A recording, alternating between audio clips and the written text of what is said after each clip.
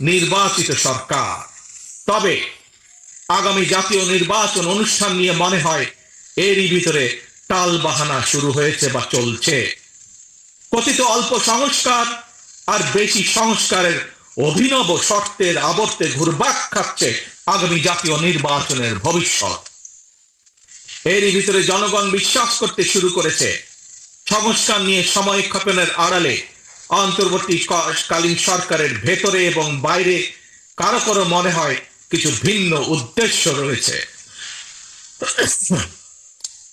প্রিয় সমাবেশ, পলাতক স্বৈরাচারের সময় আমরা দেখেছি তারা কিভাবে আদালতকে অবজ্ঞা করেছে, আদালতের রায়কে অবজ্ঞা করেছে। অত্যন্ত দুঃখের সাথে বলতে হয়, পলাতক স্বৈরাচারের পরে যেই সরকারের কাছে দেশের মানুষ আশা করেছিল যে আইনের প্রতি সম্মান থাকবে, আমরা দেখেছি আদালতের রায়ের প্রতি সম্মান না দেখিয়ে যারা ইশরাক হোসেনকে ঢাকা দক্ষিণের মেয়রের দায়িত্ব গ্রহণে বাধা সৃষ্টি করেছে, সেই স্বৈরাচারের সেই একই যে ঘটনা সেটির পুনরাবৃত্তি আমরা দেখতে পাচ্ছি।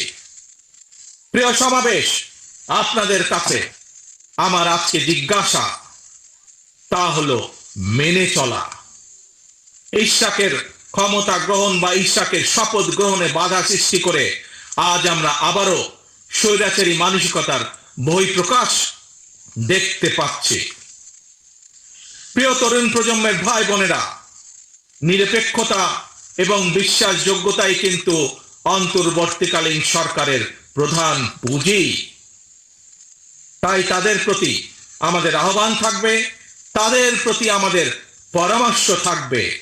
জনগণের বিশ্বাস ভালোবাসা নষ্ট হয় অন্তর্বর্তীকালীন সরকারের এমন কোনো পদক্ষেপ নেওয়া ঠিক হবে না।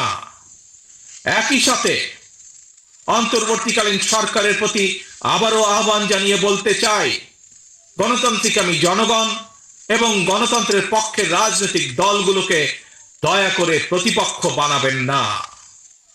যদি আপনাদের কেউ রাষ্ট্র পরিচালনায় থাকতে চায়, তাহলে সরকার থেকে পদত্যাগ করে জনগণের কাতারে আসুন, নির্বাচন করুন। যদি ভবিষ্যতে নির্বাচনে জনগণের রায় পান, তাহলে আবার সরকারের দায়িত্ব গ্রহণ করুন।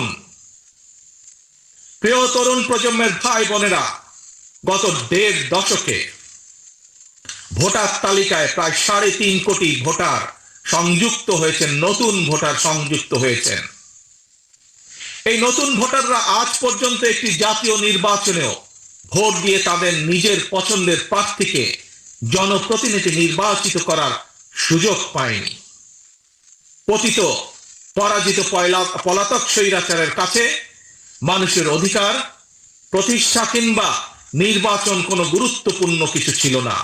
সুতরাং সংস্কার ইস্যুর পাশাপাশি জাতীয় নির্বাচন অনুষ্ঠানের জন্য অন্তর্বর্তীকালীন সরকারের দৃশ্যমান প্রস্তুতি নেওয়া উচিত।